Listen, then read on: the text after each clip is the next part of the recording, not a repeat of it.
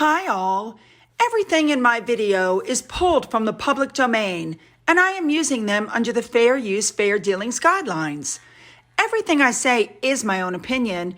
You should look into this information for yourselves, but I'm pretty sure I'm right. Good morning, everybody. Oh my goodness. Well, thank you for tuning in Wednesday morning. This is video number 1 of 2. We are going to cover several members of the royal family. We're going to cover some updates on some really good stories. Let's just jump in and get there, shall we? Let's go. We're going to start out with Edward this morning. On Monday, he was in the royal box at Edinburgh Castle, and he took the salute offered by all the performers at the end of each act at the tattoo. Remember, we discussed this before. This was the show that, was taking audiences on a journey of ideas, and they had like all these performers from all around the world, all that kind of stuff. So he attended as the Air Commodore of the Royal Air Force Waddington.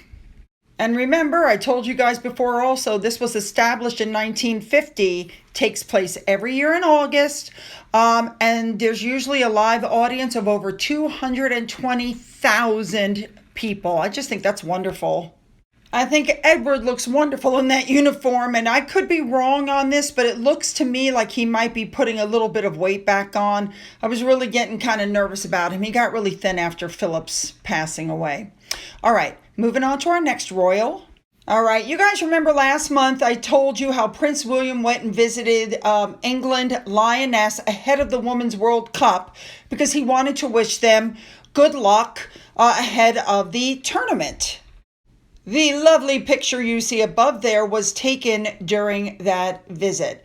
Well, then the other day, Catherine and William sent a message of support on social media because the team beat Nigeria, which means they are going through to the quarterfinals, which I think is wonderful. Now, don't forget that Prince William is president of the Football Association, which is the governing body for England's football since 2006. But he's been criticized since he became the Prince of Wales because they are saying that there's a conflict of interest there. Yeah, whatever. All right, moving on. All right, we're going to move back to Zara and Princess Anne. Now, apparently the other day when I did this, I got the kids' names all backwards. So let's try this again. Now, Zara competed in the dressage phase of the 2023 Festival of British Eventing at Gaycombe Park. We know that she rode her horse named Class Affair. We know that her mother, Princess Anne, and Anne's husband, Sir Timothy Lawrence, was there on the sidelines, supporting her. But also, we were able to see Lucas, who's 2, and Lena, who's 5. Apparently they were wearing matching outfits. It wasn't the best conditions. It was muddy. There were carnival games on site and, the bouncing trampoline. There was some ice cream, all different kinds of stuff to do.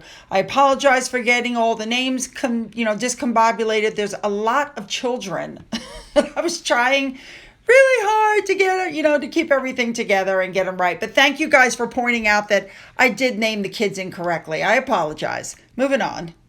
All right, I had to bring this up, you guys. Omid Scobie puts up a tweet and says, there's a guy with a YouTube channel who spent $20,000 turning himself into a collie, and I'm honestly terrified. Basically, he's pointing him out so people will go and harass him, in my opinion. Well, with all of that, Twitter user Nicoletta points out that to Omid that he should look in a mirror because while the other guy turned himself into a collie, Omid's tried to turn into a discounted version of Ken. Whew. I got to tell you also, I've noticed that his face sometimes literally looks like it's melting off. It's so odd. He needs to stop that plastic surgery. All right, moving on. All right, next up. We did this story the other day where we talked about the fact that the royal family website was going to damage the monarchy's reputation because it had not been updated. It was inaccurate. Catherine and William were still being called, the Duke and Duchess of Cambridge when they should have been titled the Prince and Princess of Wales. And Harry was still called Harry HRH, even though he doesn't have that title or he's not allowed to use that title. Well, this just goes to show that they're paying attention because it was fixed not long after it was reported. So since the news article came out on Friday night, Palace aides immediately went on and altered the page. So now Harry is not called HRH anywhere on there. Now also the position of his profile page on the family landing page has also been moved down, so it falls near the bottom of the list behind working members of the firm. And Harry and Meghan's pages apparently now sit side by side below the Duke and Duchess of Gloucester and Princess Alexandra. And Prince Andrew is at the very bottom of the page. They also updated so that Charles and Camilla now have their king and queen titles, that, everybody has their correct titles. Okay. I can't help but agree with Sabira Lohan, though, wondering why does he still even have a page? And why does the page still say that he's supporting the king in his work when he's very obviously not? They should change that. All right, next up, remember I showed you the video. This is where Meghan said that the Queen put the blanket over her knees, and very clearly the Queen did not. It didn't happen. Well, interestingly enough, this was found by Melanated Mona, saying that Meghan was stealing what happened, the experience that Princess Catherine had when she was with the Queen. Because they did share a blanket, and not only was there an article about it, there's pictures. Boom. I think Meghan just wanted it to be as good as Catherine. She wanted to show that she was getting the same treatment. You know what I mean? All righty. All right, moving on now. I really wasn't going to touch on this. I told you guys it's a non-story for me. But apparently it's being reported in several outlets that Harry and Meghan are trying to quote-unquote make amends with William and Catherine since nobody's really talking. That's why I'm having an issue. They want to make amends, supposedly, by renting an apartment at Kensington Palace. How is that making amends? I don't get it. They're offering to rent an apartment and furnish it themselves. And they're saying that the articles say that they hope this will show William they're serious about coming back, but Harry's still concerned about being a prisoner of the palace.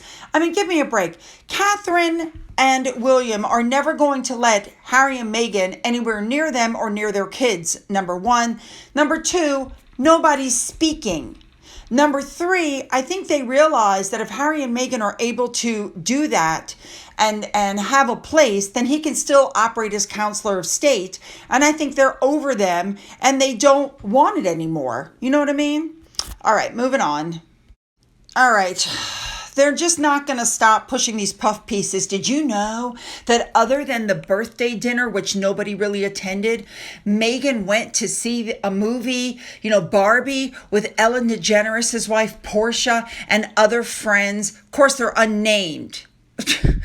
And then apparently afterwards, they went to the San Ysidro Ranch Hotel where there was a bachelorette party. And so she went over to wish the bride good luck. And of course, there's no pictures of any of this. Right. Sorry. I don't believe it. This is just more puff pieces. It's a joke, literally. All right, guys, that is the end of part 1, video 1. Hop on over and join me for video number 2.